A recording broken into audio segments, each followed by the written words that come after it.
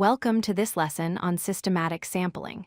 In the world of statistics, selecting the right people for a survey or study is crucial. Today, we will explore a method known as systematic sampling, which offers a balance between simplicity and precision. So, what exactly is systematic sampling? It is a probability sampling method where we pick members from a larger population at a regular, fixed interval. Instead of closing your eyes and picking randomly, you select a starting point and then pick every KTH person after that. Imagine standing by a conveyor belt and checking every 10th item that passes by. That is systematic sampling in action. The core of this method revolves around a specific number, often called K. This is your sampling interval. To find it, you use a simple formula. Divide the total population size, denoted by big N, by your desired sample size, denoted by small, and this calculation tells you exactly how many people to skip between selections. There are 4 main steps to perform this method. First, you need a defined list of your entire population. Second, decide how many people you want in your final sample.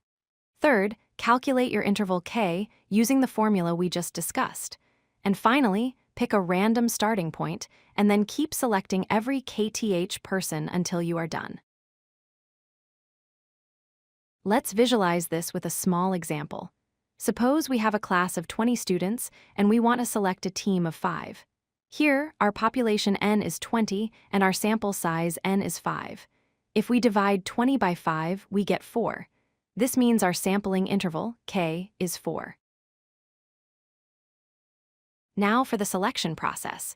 We know our interval is 4, so we must start by picking a random number between 1 and 4. Let's say we randomly choose number 2.